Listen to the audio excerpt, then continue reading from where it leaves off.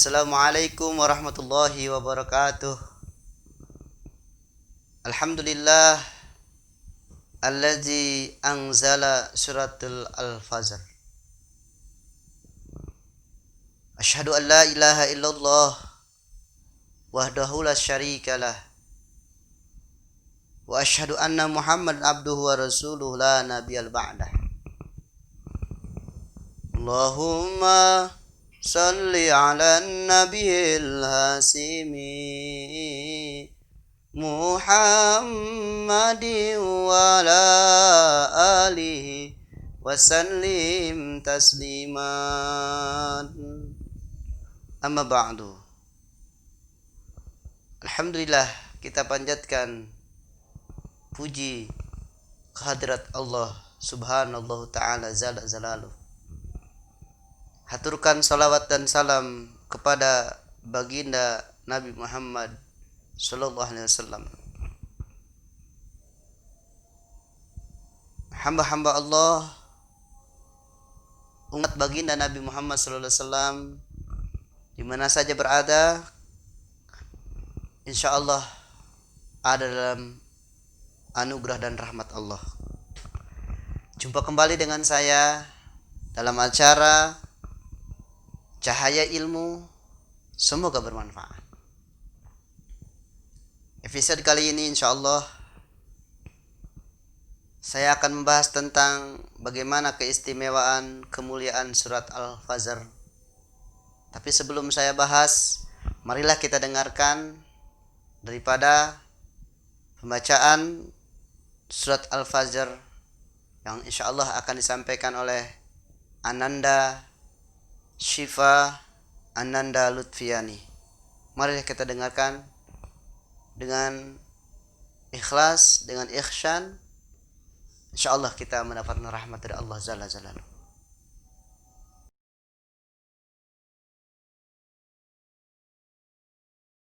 Assalamualaikum warahmatullahi wabarakatuh.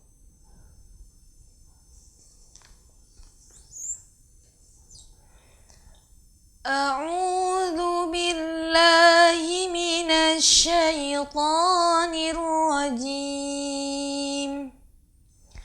Bismillahirrahmanirrahim. Wal fajri wa layalin 'ashrin wasyaf'i wal watr wal laili idza yasr hal fi dzalika qasamul lidzi hijr alam tara kaifa fa'ala rabbuka bi'ad irama dzatil imad allati lam yukhlaq mithluha fil bilad wa thamud alladzina jabu as-sakhra bil wad wa fir'auna dzil autad sadaqallahul azim. Dengan nama Allah yang Maha Pengasih lagi Maha Penyayang. Demi fajar, demi malam yang 10, demi yang gelap dan yang ganjil, demi malam apabila berlalu. Adakah pada yang demikian itu terdapat sumpah yang dapat diterima bagi orang-orang yang berakal? Tidakkah engkau Muhammad memperhatikan bagaimana Tuhanmu berbuat terhadap kaum Ad, yaitu penduduk Iram, ibu kota kaum Ad, yang mempunyai bangunan-bangunan yang tinggi, yang belum pernah dibangun suatu kota seperti itu di negeri-negeri lain. Dan terhadap kaum Samud yang memotong batu-batu di lembah, dan terhadap Fir'aun yang mempunyai pasak-pasak bangunan yang besar. Maha benar Allah nan agung lagi mulia dengan segala firman-Nya. Allahumma arhamna bil Qur'an waj'alhu lana imaman wa nura wa hudan wa rahmah. Allahumma zakkirna minhu ma nasina wa 'allimna minhu ma jahilna warzuqna tilawatahu ana al-laili wa atrafan nahar waj'alhu lana hujjatan ya rabbal alamin. Walhamdulillahi rabbil alamin.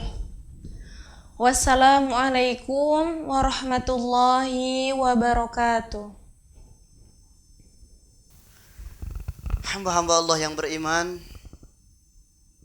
alhamdulillah kita sudah dengarkan lantunan ayat suci Al-Quran, yaitu surat Al-Fajr. InsyaAllah kali ini sedikit saya akan mengulas tentang keutamaan keistimewaan surat Al-Fajr. Hamba-hamba Allah yang dirahmati Allah Subhanahu wa taala di mana saja berada, umat baginda Nabi Muhammad SAW, sebelum kita ulas tentang keutamaan surat Al-Fajr, saya akan sampaikan dulu sebelum surat Al-Fajr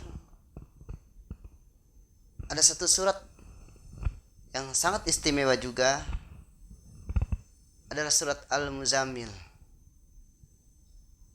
Surat Al-Muzammil ini adalah surat yang sangat istimewa juga. Kenapa?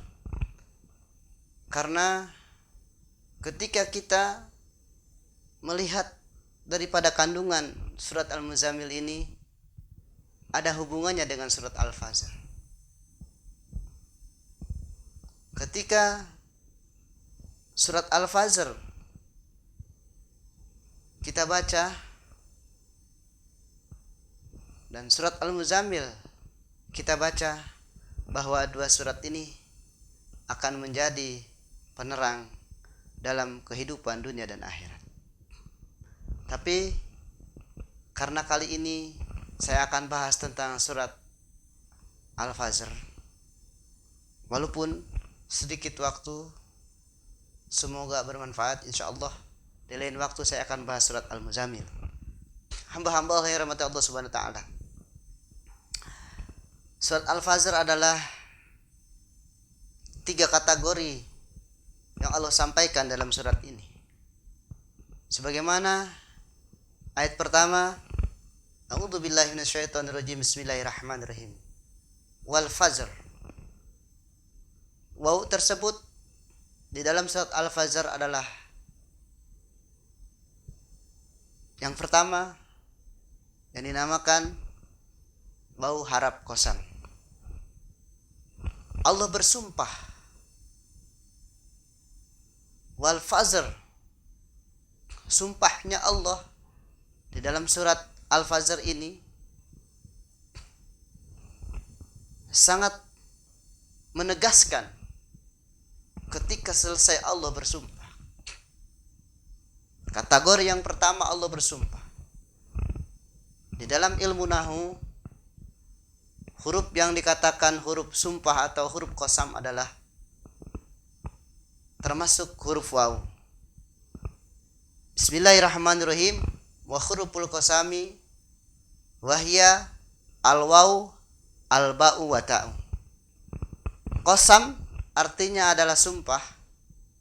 Ketika huruf ini dipakai kata-kata sumpah, maka ini adalah satu perkara yang tidak boleh kita ingkari.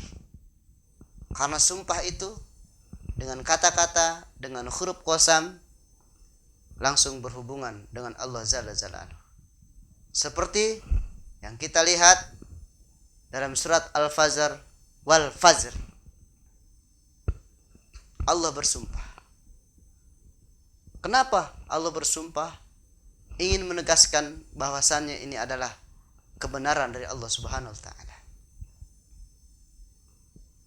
Kategori yang kedua di dalam surat Al-Fajr adalah banyak orang di zaman dahulu kala yang tidak menerima risalah kenabian, risalah kerasulan yang Allah utus pada zamannya. Dan banyak orang yang melaksanakan dosa, dan banyak orang yang melaksanakan maksiat melampaui batas. Na'udzubillah summa na'udzubillah. Hamba-hamba Allah yang dirahmati Allah Jalla Jalaluhu.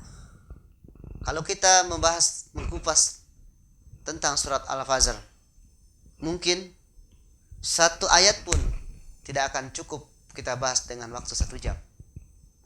Pada intinya, surat Al-Fajr adalah yang ketiga kategorinya yang Allah sabdakan. A'udzubillahi minasyaitonirrajim. Bismillahirrahmanirrahim. Ya ayatun nafsu mutmainnah irji'i ila rabbiki radiyatan mardiyah. Saya akan sampaikan bahwa manusia di dalam kehidupan dunia ini pasti ada akhirnya. Bahwasannya ketika sudah kita menikmati kehidupan, maka akan ada yang dinamakan kematian. Nah, kematian inilah yang satu pintu Allah ciptakan. Bukan berarti setelah jasad kita meninggal dunia selesailah urusan kita kepada Allah Jalla Jalaluhu. Kematian adalah satu pintu yang akan masuk ke dalam satu waktu yang sangat panjang di kehidupan nanti. Kematian adalah satu jendela terbukanya kehidupan manusia, baik atau jeleknya di akhirat nanti. Hamba-hamba Allah, hidup kita di dunia ini adalah kehidupan yang ketiga. Mana kehidupan yang pertama? Kehidupan yang pertama Allah Subhanahu wa taala ciptakan ruh manusia serentak bersama-sama. Semuanya Allah ciptakan ruh manusia. Ruh perempuan kah? Ruh laki-laki kah? Seorang ruh yang Allah ciptakan, Allah masukkan ke jasad manusia, entah jadi jenderal, entah jadi kopral, entah jadi orang kaya, entah jadi orang miskin, dan juga entah jadi orang terhina, atau selalu melaksanakan maksiat, atau selalu melaksanakan ibadah. Ruh diciptakannya bersamaan, dinamakan zaman ruh. Allah mengatakan, alastu birabbikum, wahai ruh-ruh, apakah engkau menyaksikan aku adalah sebagai Tuhanmu? Maka ruh menjawab, aku bersaksi bahwa engkau adalah Rabbku atau Tuhanku. Setelah singkat cerita, ruh Allah ciptakan dan Allah kumpulkan di zaman ruhnya, dan Allah keluarkan ruh tersebut sesuai dengan kehendak Allah pada zaman-zamannya. Seperti ruh kita dikeluarkan di zaman baginda Nabi Muhammad SAW. Dari alam ruh sebelum dimasukkan ke alam jasad, ada yang dinamakan alam ruhani. Alam ruhani ini akan ditutup dan akan masuk ke dalam alam yang dinamakan alam perut atau alam kandungan atau alam janin. Setelah manusia diciptakan ruhnya, maka ruh ini akan dititipkan di dalam janin seorang wanita yang dinamakan alam kandungan. Kita lihat di dalam alam kandungan hamba-hamba Allah. Kita bisa makan, kita bisa hidup, kita bisa minum atas kehendak Allah Jalla Jalaluhu. Mungkin itu kita tinggal lihat bagaimana kehebatan dunia kedokteran. Tetapi yang lebih hebat adalah Allah bisa memberikan makanan dan minuman dan kehidupan di dalam alam janin. Saya tidak akan bahas ke sana. Tetapi insya Allah kita akan masuk bahas setelah alam janin, ruh kita di dalam perut seorang ibu atau seorang wanita, maka dilahirkanlah jasad dan dikasihlah yang dinamakan ruh atau nyawa. Hiduplah kita di alam dunia ini. Setelah alam dunia, kita akan meninggal dunia, masuk ke dalam alam kubur.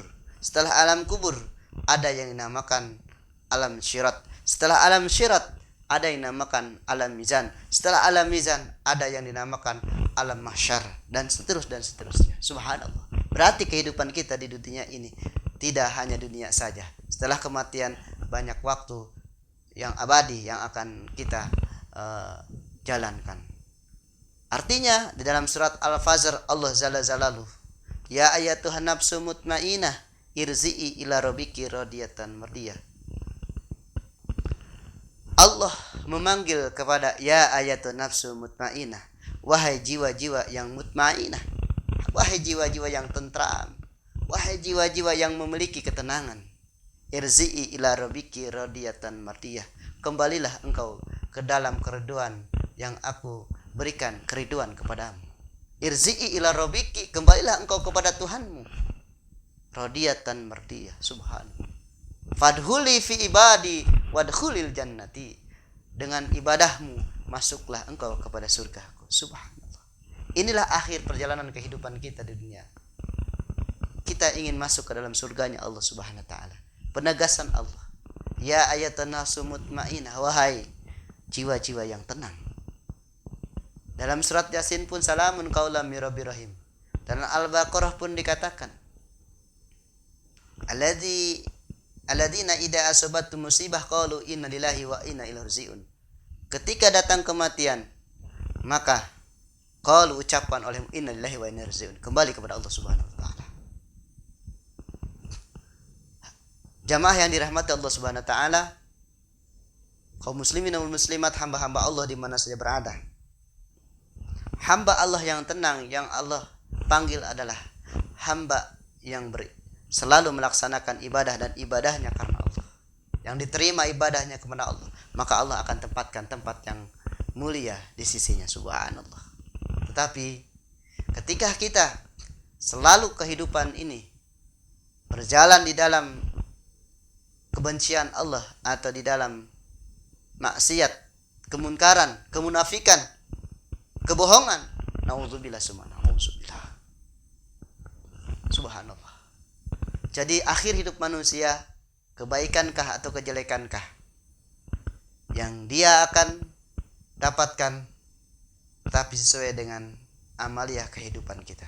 Kalau kita selalu berusaha melakukan perjalanan-perjalanan ibadah kepada Allah Subhanahu wa taala, insyaallah dalam akhir kehidupan kita adalah kebaikan dari Allah Jalla Jalaluhu. Kita akan masuk surganya Allah Subhanahu wa taala. Orang yang mengamalkan surat Al-Fajr di dalam kehidupannya, surat Al-Fajr ini akan menjadi cahaya di dunia sampai hari kiamat. Dan surat Al-Fajr ini akan meneranginya di alam kubur. Surat Al-Fajr ini akan meneranginya di dalam jembatan Shiratal Mustaqim, dan berkumpulnya di alam mahsyar dia akan diterangi dengan syafaat dari surat Al-Fajr. Mengamalkan surat Al-Fajr ketika kita di malam hari setelah melaksanakan ibadah qiyamul lail, baik salat tahajud, baik salat taubat dan salat lain-lainnya, salat tasbih, salat yang dinamakan salat hajat, qiyamul lail, kita nikmati di malam hari beribadah kepada Allah Subhanahu wa taala dengan melaksanakan salat yang dinamakan salat sunnah.